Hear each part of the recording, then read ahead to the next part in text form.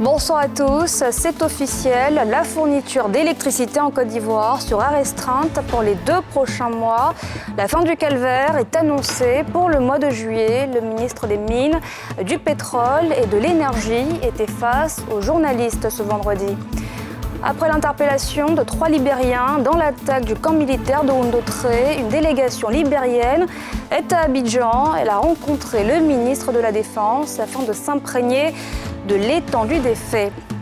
Et puis une femme d'origine malienne a mis au monde 9 bébés dans une clinique marocaine, un record mondial. La mère va bien, c'est nonuplé sous surveillance. Je vous le disais, Thomas Camara, le ministre des Mines, du Pétrole et de l'Énergie, était face aux journalistes. Il a donné les raisons de la perturbation de la fourniture d'électricité et annoncé leur rétablissement définitif dans les 2 prochains mois. Pierre Dipomélin, Harouna Zeba. Le secteur de l'énergie est en crise ces dernières semaines. En cause, des pannes dans les usines de production thermique couplé à l'assèchement des barrages hydroélectriques. Un énorme déficit qui force le gouvernement ivoirien à procéder à un rationnement de la fourniture de l'électricité à environ 6 heures de coupure en moyenne par jour. Un calvaire qui devra durer les 2 prochains mois. C'est ce qui ressort des explications du ministre en charge de l'énergie, Thomas Camara, face aux journalistes. Des mesures ont été prises pour régler la situation au plus vite. Nos équipes sont sur le terrain 24 heures sur 24.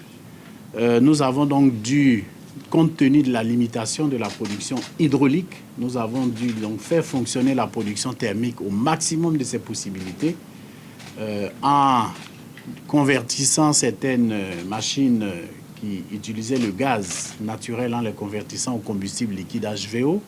Donc nous consommons en ce moment du HVO pour faire fonctionner la capacité de production thermique au maximum de ses possibilités. Mais la production hydraulique reste impactée, réduite par le niveau d'eau dans les barrages qui n'est pas encore suffisant, qui est faible. Nous avons pris un certain nombre de mesures en interne, notamment la demander à Agreco de produire davantage 8 MW de plus. Nous avons accéléré les travaux de construction d'une nouvelle centrale thermique qui va arriver, d'une nouvelle machine de production thermique qui va rentrer en production au mois de juillet, août. Nous accélérons donc ces travaux. Nous accélérons également les travaux de production de gaz naturel associés donc à cette machine qui produira l'énergie. L'État ivoirien a revu à la baisse sa fourniture d'électricité aux pays voisins, passant de 200 MW à 60 MW. En projet, une centrale électrique solaire à Boundiali pour renforcer la capacité de production d'électricité. Après l'attaque de Oundotré, perpétrée notamment par des assaillants d'origine libérienne, des émissaires libériens sont à Abidjan pour s'imprégner de l'étendue des faits au cabinet du ministre d'État, ministre de la Défense, Téné Birahima Ouattara. Il rassure, le Libéria ne sera jamais une arrière-base pour la déstabilisation de la Côte d'Ivoire. Salif Yalekwe, Tanguy Kona. Échange franc entre le ministre ivoirien de la Défense, Téné Birahima Ouattara, et une délégation ministérielle libérienne conduite par le ministre des Affaires étrangères, Di Maxwell Saa Kemaya, ce vendredi au cabinet du ministre de la Défense à Abidjan-Plateau. Au menu de cette rencontre entre les 2 voisins, la récente attaque de la base militaire de Ndotré, où l'on a noté l'implication de Libériens selon les premières enquêtes. Mais Téné Birahima rassure. Il n'a jamais été dans nos intentions de faire la traque des Libériens en Côte d'Ivoire. La Côte d'Ivoire et le Libéria sont 2 pays frères qui ont une histoire commune, des cultures communes, et nous pensons que nous avons le devoir de faire en sorte que nos populations vivent dans la sérénité. Pour sa part, le chef de la diplomatie libérienne, venu s'imprégner des faits tout en regrettant cet acte, a souligné que son pays ne saurait être une base pour attaquer un pays limitrophe, notamment la Côte d'Ivoire. Je veux rassurer les autorités ivoiriennes que notre pays ne va pas servir de base arrière pour des terroristes, pour des personnes armées, et afin de pouvoir attaquer la Côte d'Ivoire, il faudrait que vous donniez les critères honnêtes, que nous travaillons pour que nous puissions avoir une très bonne relation entre nos deux pays et pour pouvoir avoir aussi une commission conjointe comme le ministre l'a souligné.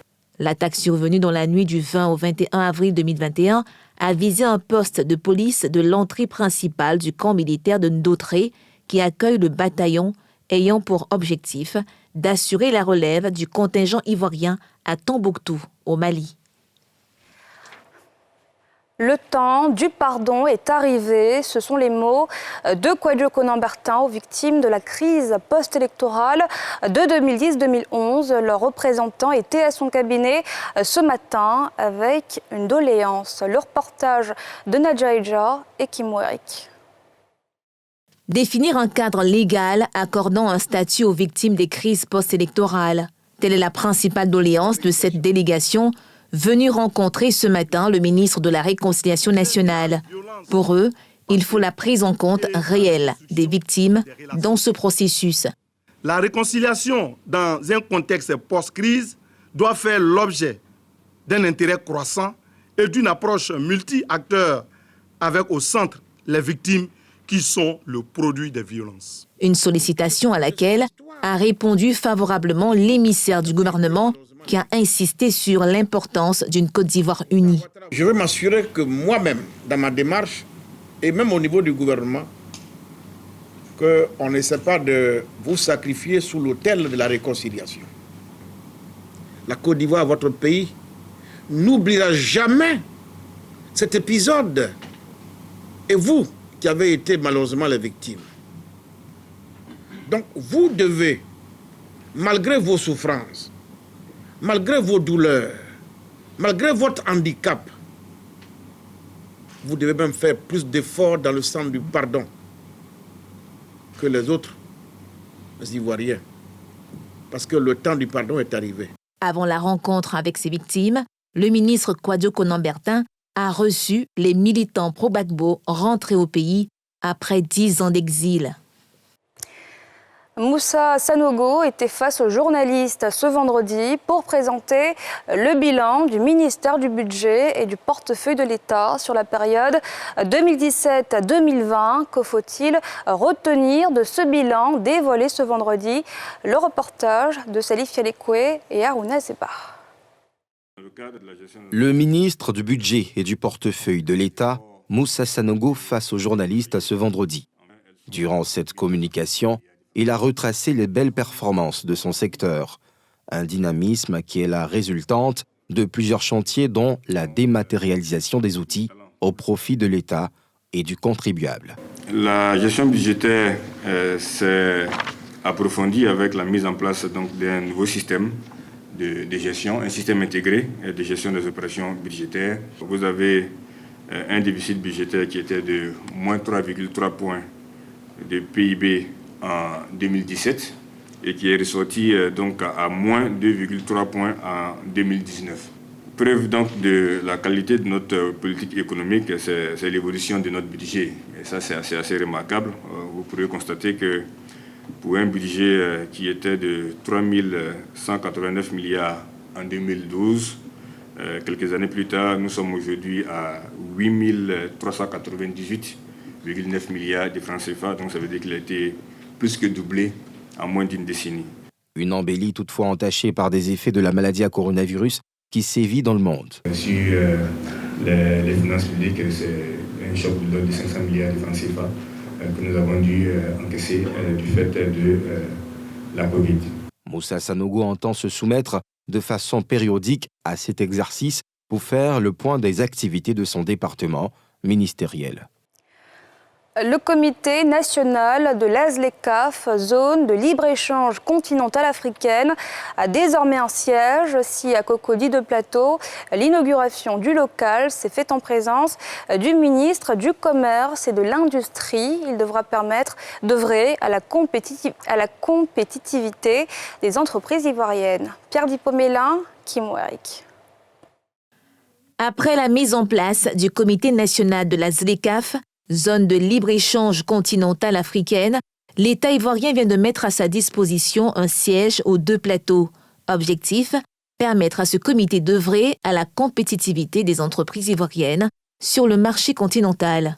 Au regard des activités à mener et des opportunités qu'offre cet accord, il était donc nécessaire de trouver des locaux au comité national afin de lui permettre de travailler sereinement pour l'atteinte des objectifs à lui fixer par l'État ivoirien. Ces locaux contribueront à l'amélioration des conditions de travail des membres du comité et au renforcement des actions du secrétariat exécutif dans le cadre de la mise en œuvre de l'accord. Le ministre du Commerce et de l'Industrie, après la coupure du ruban, a relevé l'importance de ce comité national pour les entreprises ivoiriennes. Le commerce intra-africain ivoirien est de plus de 27%, contre une moyenne de 15% pour tout le continent africain. Pour dire que nous étions déjà dans le cadre de la communauté économique régionale CEDEAO dans la bonne direction. Donc la mise en place de ce nouveau marché en fait va nous permettre d'amplifier ces actions-là. Parce que de façon concrète, qu'est-ce que cela veut dire? Cela veut dire que les produits pourront circuler librement sans payer des droits de douane supplémentaires entre 54 pays. Cela offre un marché plus important à nos hommes d'affaires, à nos industriels. La mise en œuvre de cet accord devrait aboutir à la libéralisation du marché des biens et services en Afrique, à l'élimination des barrières tarifaires et non tarifaires au commerce. Les attentes des PME et PMI sont nombreuses. C'est un outil pour nous de veille stratégique. Voilà, c'est ce qu'il faut, c'est pour ça qu'il faut comprendre. Il ne s'agit pas simplement d'ouvrir un local et de venir faire des réunions, mais ce que nous, PME, nous attendons, nous avons besoin d'informations sur nos concurrents, sur les pays, les pays qui sont membres de ZLECAf. Quelle est la spécificité du marché marocain? Quelle est la spécificité du marché nigérien? Quels sont les acteurs? La ZLECAf, c'est un marché de 1,3 milliard de consommateurs, un produit intérieur brut de 3 000 milliards de dollars et 54 pays membres, faisant d'elle la plus grande zone de libre-échange au monde. En ce mois de Ramadan, mois de solidarité et de partage, une ONG musulmane apporte son soutien aux malades. Hier jeudi, elle a distribué des gants et des matelas au CHU de Cocody, un soulagement pour le centre hospitalier qui en avait grand besoin. Nadjaïja.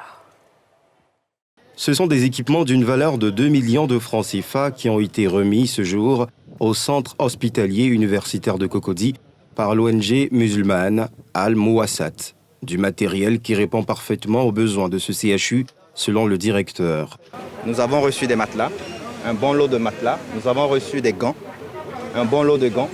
Et tous ces éléments-là vont constituer pour nous un appui considérable pour nous permettre de jouer pleinement notre mission, qui est d'améliorer l'état de santé de nos populations. Donc c'est vraiment un sentiment de gratitude et de reconnaissance vis-à-vis de l'ONG Al-Mouassat aujourd'hui. Et nous avons rassuré l'ONG de la bonne utilisation de ce don-là pour le bénéfice de la population. Pour les donateurs, ce geste s'inscrit dans le cadre des actions sociales à mener en cette période de Ramadan, comme le recommande l'islam. Et nous sommes très heureux de permettre au CHU de Cocody de mieux prendre en charge leurs malades par ce don modeste. Et donc par ce don, nous voulons montrer à la communauté musulmane que nous devons être une communauté citoyenne qui doit permettre d'aider l'administration dans tout ce qu'elle fait. Avant le CHU de Cocody, l'organisation non gouvernementale était hier au CHU de Trècheville pour une action similaire. Des dons qui devront s'étendre à bien d'autres établissements hospitaliers, selon l'ONG. Les journalistes et communicateurs de Côte d'Ivoire réunis au sein de l'UJCAMSI se sont retrouvés pour la 3e édition de la traditionnelle rupture collective du jeûne du Ramadan. Outre l'aspect convivial, ce moment a été l'occasion pour l'Union de présenter ses actions en faveur des plus démunis et aussi d'interpeller ses acteurs sur l'importance de traiter avec justesse l'information. Nadjaïja, Kim Eric. L'Union des journalistes et communicateurs musulmans remet le couvert. Elle a organisé samedi 1er mai 2021 la rupture commune du jeûne ou iftar. Et pour cette édition, le thème « Journalistes et communicateurs musulmans face aux fake news » était au centre des communications. Les gens aiment les scoops. mais le scoop est nuisible à la société. Donc aujourd'hui, ce qu'on doit faire, c'est de nous détacher de cette ambiance de scoop et en tant que journaliste, avoir le recul d'aller recouper les informations sur les sites crédibles. Et c'est après cela que le journaliste doit pouvoir donner son information. Parce que s'il ne le fait pas, il devient destructeur de la société. Pour cette 3e édition, le président de l'UJCOMSI a sonné la mobilisation pour porter assistance à 200 familles démunies en ce mois de Ramadan. Nous procéderons à des dons au profit de plus de 200 familles démunies dans le district d'Abidjan afin de leur permettre de faire la fête de Ramadan dans de bonnes conditions. À cet effet, une levée de fonds, comme on l'a accoutumé, sera faite séance tenante pour les personnes qui voudraient bien nous accompagner dans le projet Solidarité Ramadan UJCOMSI. Prenant la parole, le ministre de la Communication a salué l'initiative de l'UJCOMSI de mettre des professionnels des médias et de la communication au service de la cohésion sociale et du développement du pays. Il est important que les journalistes que vous êtes, journalistes musulmans, puissiez prendre votre religion comme le socle de votre métier. Parce que c'est cette religion qui vous permettra d'apprécier les faits dans leur justesse, parce que votre religion est une religion de vérité. Cette rupture collective intervient après une édition manquée l'année précédente à cause de la pandémie de coronavirus. Elle s'est voulue conviviale, marquée par des partages et des moments de prière. Je vous le disais, c'est un record, une première dans le monde. Une Malienne de 25 ans a mis au monde non pas 1, ni 2, ni 3, mais 9 bébés dans une clinique au Maroc. Un événement d'autant plus surprenant puisque la jeune maman attendait au départ des septuplés. Le récit de Traoré Yeli. La Malienne Halima Cissé a donné naissance à 9 bébés au lieu de 7 attendus dans un établissement privé marocain le 4 mai 2021. Les nonuplés, dont le plus petit pèse 500 grammes, resteront sous surveillance pendant 2 à 3 mois jusqu'à ce qu'ils aient atteint un poids mature, selon le directeur médical de la clinique de Casablanca, où l'accouchement a eu lieu. Ça fait presque plus d'1 mois et demi. Madame Halima, on l'a accueillie début de mars pour accouchement de 7 bébés. Donc, elle était enceinte de 7 bébés. Donc, ils ont choisi le Maroc parce que nos confrères maliens nous font confiance. Ils ont visité nos plateaux techniques de haut niveau, au niveau de la réanimation néonatale, au niveau du bloc, au niveau du salle de cathétérisme. La nouvelle de cet accouchement exceptionnel est l'heureux épilogue d'une grossesse qui tient en haleine le Mali et ses autorités depuis quelques semaines. Des appels sur les réseaux sociaux et l'alerte des professionnels de santé ont attiré l'attention sur l'état de la jeune femme originaire de Tombouctou.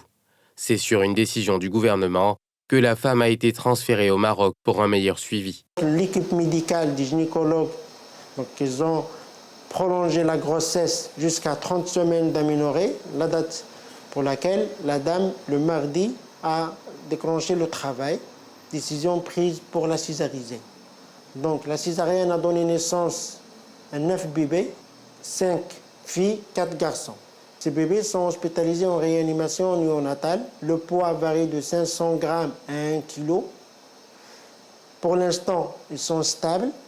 Il y a 3 intubés, 4 sous CPAP et 2 sous oxygène. Admise à la clinique à 25 semaines, le 30 mars 2021, Halima Cissé a vu sa grossesse prolongée de 5 semaines afin d'augmenter les chances de survie des nouveau-nés. L'accouchement par césarienne a mobilisé 3 gynécologues, 3 réanimateurs, un médecin radiologue et 3 réanimateurs néonatologistes. Ils aspirent à être de grands chefs cuisiniers auprès des meilleurs. Ils se forment pour devenir de véritables cordons bleus, des maîtres de saveur, devenir chef cuistot. Un reportage exclusif à retrouver juste après le JT. Un extrait. Ici, c'est par session de 7 mois, pour un coût de 820 000 francs CFA, que les élèves se confrontent à la réalité du métier de chef cuisinier.